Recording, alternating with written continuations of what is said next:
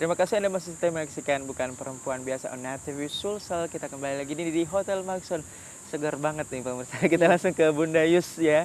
Oke, Bunda tadi boleh dijawab lagi.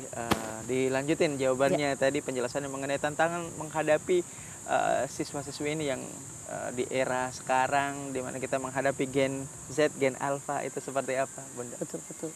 Jadi itu lagi ya, memindahkan anak yang terbiasa memegang gadget kembali ke sekolah offline, terutama untuk kami yang sekolahnya full day itu memang perlu ada tantangan ya, kita perlu kreativitas yang bisa membuat anak-anak nyaman di sekolah. Nah bagusnya itu karena kami adalah sekolah ramah anak, satuan pendidikan menuju ramah anak, kita belajar betul bagaimana misalnya anak-anak itu bagaimana caranya supaya senang di sekolah. Salah satu caranya itu adalah dengan merancang pembelajaran yang banyak melibatkan anak-anak. Jadi metode guru yang masih banyak ceramah menghadapi anak-anak sekarang itu kemungkinan besar akan ditinggal, Kak. Mungkin anak-anak akan cepat bosan. Yang cuma satu arah, dua arah aja ya? Itu sudah berat.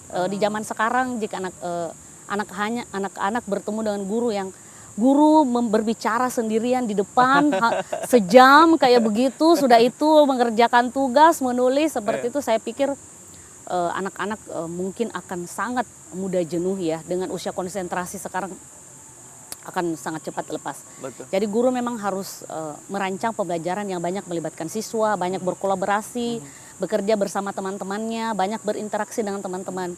Apa yang membedakan kita dengan minta maaf ya, kalau cuma sekedar tahu itu bisa didapatkan di Google loh, Kak. Betul.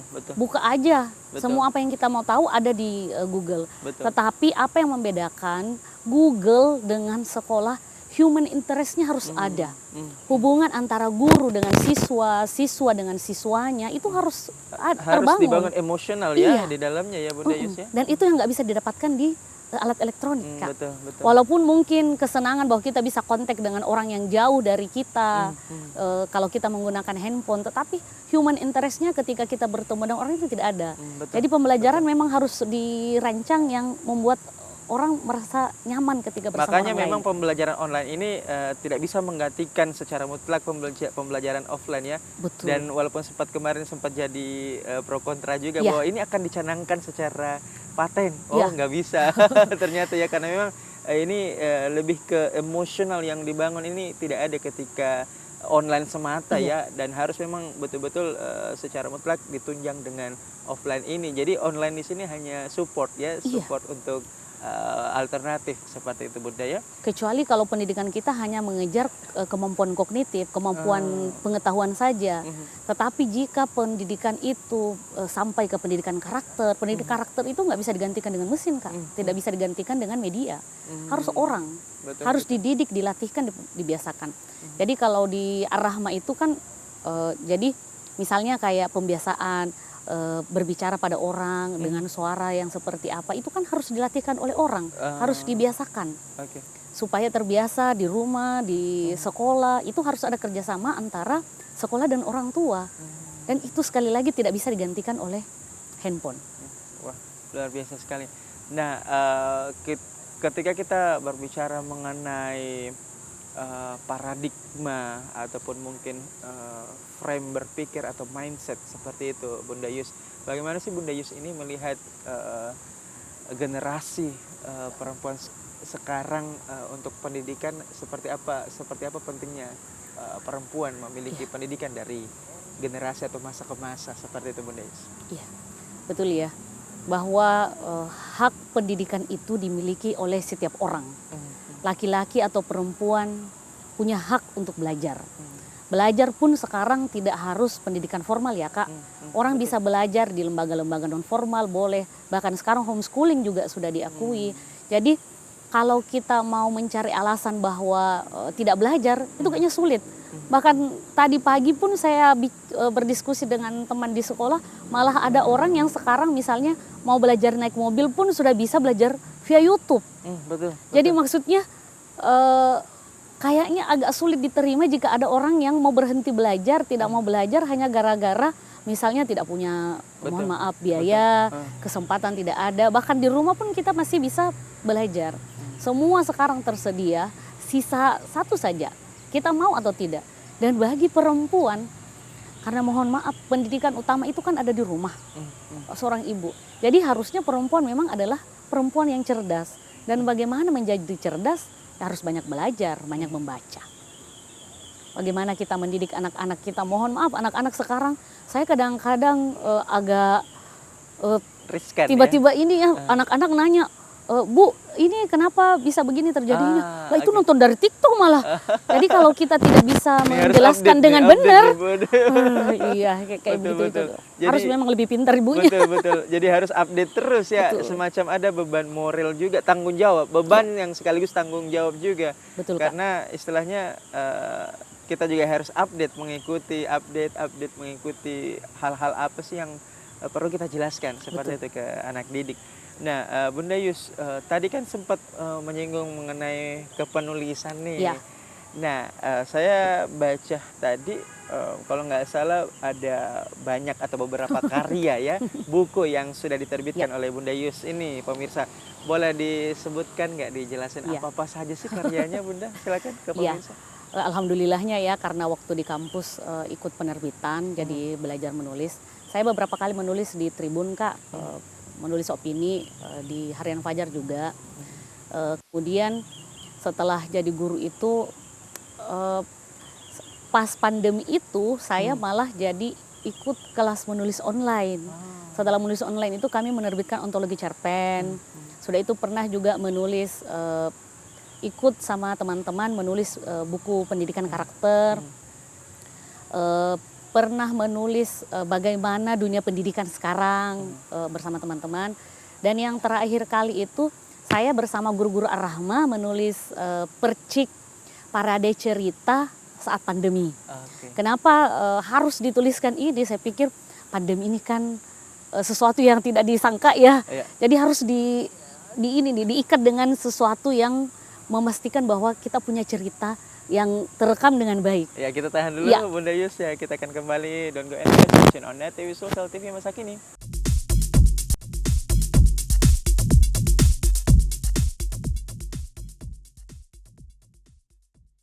Kita tiba di segmen keempat, pemirsa. Kita lanjutkan tadi ya pertanyaan yang belum sempat seutuhnya dijawab nih sama Bunda Yus. Tadi nih mengenai, sebelum kita melangkah ke pertanyaan selanjutnya, tadi ada pertanyaan mengenai karya nih kepenulisan.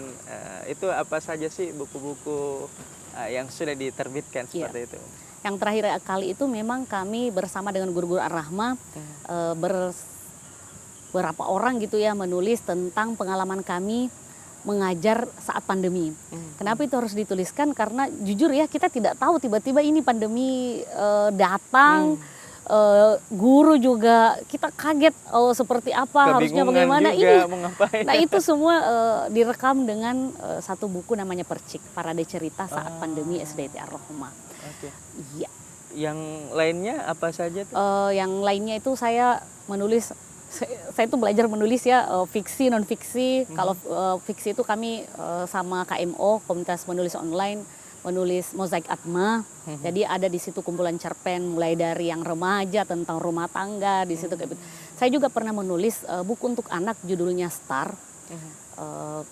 Star itu bukan bintang ya, tapi buku tentang bagaimana mendidik karakter anak dengan cara STAR. Stop, thinking, act, refleksi. Oh, jadi STAR ini akronim ya? Iya. Bagaimana caranya jika ketika kita dalam keadaan emosi negatif, saat marah kita harus berhenti dulu, diam dulu. Jadi kalau itu diajarkan, harusnya orang belajar menguasai diri saat emosi. Kayak begitu. Luar biasa sekali. Sebelumnya saya pengen tepuk tangan dulu deh.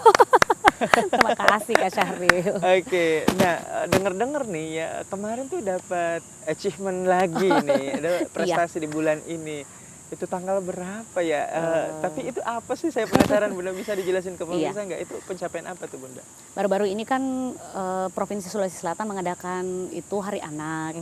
Kebetulan sekolah kami adalah kalau di Sulawesi Selatan itu satu-satunya sekolah yang mendapat penghargaan dari Kementerian Pemberdayaan Perlindungan Anak.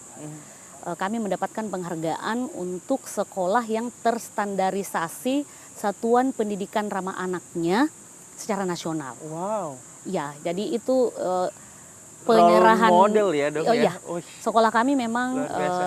sekolah model untuk satuan pendidikan ramah anak di Sulawesi Selatan. Penghargaan itu sebenarnya dari kementerian, tapi waktu hari anak kemarin itu di Klaro dikasihkan sama Pak Gubernur. Dan itu alhamdulillah ya. Kapan-kapan bolehlah jalan-jalan ke sekolah. Boleh. Kami akan meliput lagi nih, tenang aja Bunda. Siap, ditunggu di Arrahma, insya Allah.